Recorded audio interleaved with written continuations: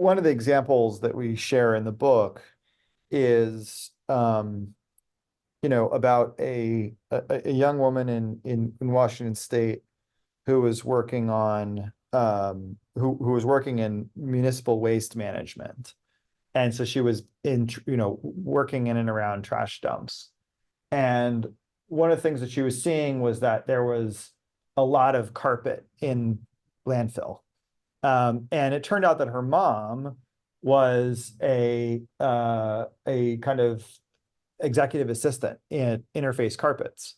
And so, that's kind of like could be an uncomfortable conversation, but she went and like really engaged intensely with her mom, to say, look, like your company is part of this kind of waste accumulation problem. And it was a powerful enough conversation that it moved her to say, okay, like what is something that I could do here? And she started a conversation with her boss, who was Ray Anderson, the CEO of Interface Carpets, by leaving a copy of Paul Hawken's book, Ecology of Commerce, in a strategic location on his desk where she knew Ray would see it.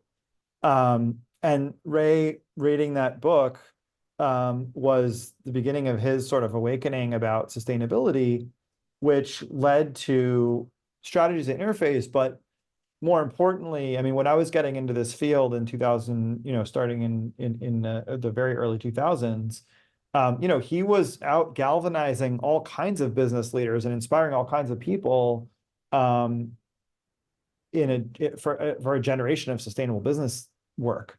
And so one conversation at a time, right? So I think we don't always know.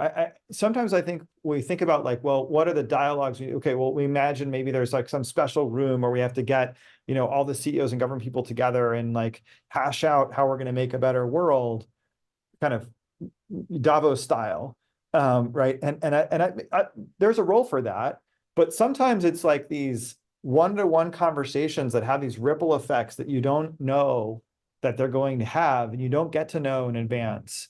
But if you can authentically share what you care about, in a way that is meaningful and engaging and not holier than thou, but powerful, you can inspire people, and we can build the conversations necessary for movements which are necessary for change. So I think that, yeah, of course, there have been various different kinds of, dialogues of a more formal sort, from the, Roundtable on Sustainable Palm Oil between World Wildlife and Unilever, to, the Business Roundtable, conversations that led to this kind of stakeholder capitalism push. I don't know in the long run how impactful those are. I'm pretty sure this set of conversations at Interface was pretty impactful. So what I always do is just try to invite and encourage people to think about who you have access to, what you really care about, and is there a conversation that you've been avoiding having, because maybe of how you think it'll go, or you're not sure it's going to have an impact, but just do it. And, if you want to use our book and the tools in there to help you, that's why we wrote it.